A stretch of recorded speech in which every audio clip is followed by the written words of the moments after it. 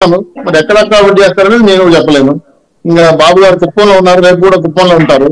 పవన్ కళ్యాణ్ గారు పిఠాపురం వెళ్ళారు విన్నాను. సో వీళ్ళు ముగ్గురు ఎల్లుండి గారిని కలవరు, కలిసి బీజేపీ వాళ్ళతో మాట్లాడుకుని ఒడేషన్కి వస్తారనుకుంటున్నాను. సో రఘురామకృష్ణరాజు గారు చేసిన సేవలు కావచ్చు, ఎంపీగా ఉన్న ఏరియా ఆయనకున్న పట్టు, కర్తాపురంలో ఆయనకు పట్టు ఉంది. ఎందుకంటే సామాజిక వర్గం కావచ్చు, ఆయనకున్న సర్కిల్ కావచ్చు. బయట వేరే ప్రాంతానికి పోవడం అంటే కొంత మళ్ళీ కొత్తగా అన్ని ఎత్తుక్కోవడం అనేది అయిపోతుంది. ఒక ఎంపీ స్థాయిలో వెళ్ళి పనిచేయాలంటే అంత ఆశామాషేవారు కాదు. కొత్త ప్రాంతానికి వెళ్ళి సరే పొత్తులతో ఉన్న పార్టీలు డిసిషన్ తీసుకొని మారుస్తారా లేదా అక్కడ ఇస్తారా అనేది టైం ఉంది కాబట్టి టైం డిసైడ్ అని మేము అనుకుంటున్నాం. మార్పుకి ఇంకా ఆప్షన్ ఉంది. రామ్ కుమార్ గారు నాకున్న సమాచారం బట్టి సాయంత్రం కూడా మాట్లాడినప్పుడు కూడా చేంజెస్ ఉన్నాయి అన్నారు. సరే సంతోషం, మంచిది కాదు అనుకున్నాం. ఆయన వైపు నుంచి అడిగా నేను, ఆయన వైపు అడిగినా కూడా ఆయన కూడా ఇప్పుడు అదే పరిస్థితి, ఇద్దరు లేరు, వాళ్ళు వస్తారే డిస్కస్ చేయాలనుకుంటున్నాం అని అన్నారు. మరి బీజేపీ నాయకురాలు పురంధేశ్వరి గారి మనసులో తెలియాలి కదా, ఆవిడ కూర్చోవాలి కాబట్టి టోటల్ గా ఫైనల్ గా బీజేపీలో ఉన్న సీట్లు ఇస్తారా, టీడీపీలో ఇస్తావా, జనసేనలో ఇస్తావా అనేది ముగ్గురు కూర్చోరు కానీ ఫైనల్ చేయలేము. బట్ ఏమైతేనేమి అకామిడేట్ చేస్తారని మాత్రం నమ్మకం ఉంది.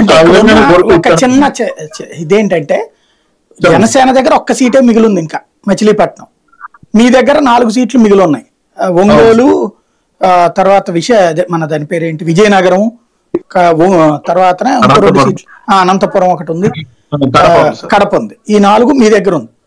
కొంపదీసి ఏమన్నా కడప ఏమన్నా పెడతారా? కడపలో ఆల్రెడీ చర్మిల గారు కాంగ్రెస్ కదా, మీ తరపున కాదు కదా, ఏమన్నా ఆవిడకి మద్దతు అవుతున్నారా?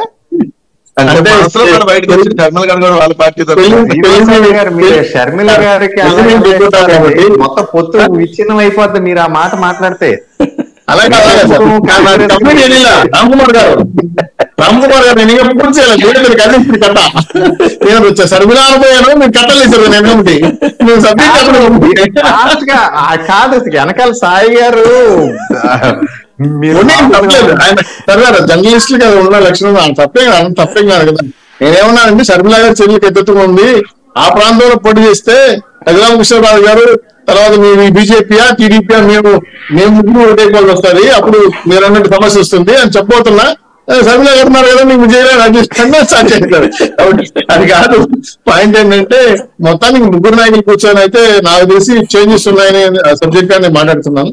బట్ రఘురామకృష్ణరాజు గారికి అక్కడైతేనే బాగుంటుంది, ఎందుకంటే ఆయన అక్కడ ఉండి చేశాడు కాబట్టి. మరి ఎటువంటి నిర్ణయం తీసుకుంటారో టైం ఈజ్ డిసైడెడ్. కాకపోతే కసరత్తు చేస్తున్నారు కదా 6 నెలల నుంచి. పవన్ కళ్యాణ్ గారు, చంద్రబాబు గారు చాలా సార్లు కూర్చున్నారు. ఇంకోటి నరసాపురం మొదట్లో అడగల బీజేపీ ఏలూరు, విజయవాడ, హిందూపురం అవి అడిగింది. నరసాపురం మొదట్లో అడగలేదు. ఆ టైంలోనే మీరు ఏలూరు, విజయవాడ ఇచ్చేసేస్తే అయిపోయి ఉండేది కదా. చివరికి మళ్ళీ నరసాపురం కోట బీజేపీకి ఇచ్చి ఆ బీజేపీ వాళ్ళకి అభ్యర్థిని పెట్టుకున్నారు. రఘురామకృష్ణరాజుకి మేము రఘురామకృష్ణరాజుకి ఇస్తాం నరసాపురం, లేదు మీకు ఆ సీటు కావాలంటే మీరు తీసుకుని బీజేపీ తరఫున ఆయనకి ఇచ్చుకోండి అని చెప్పాలి కదా. అట్లా ఎందుకని చెప్పలేదంటారు? సంఖ్యాపరంగా ప్రాంతాల పరంగా మాట్లాడారు కానీ అభ్యర్థులు ఎవరైనా మేము మాట్లాడుకోలేదు.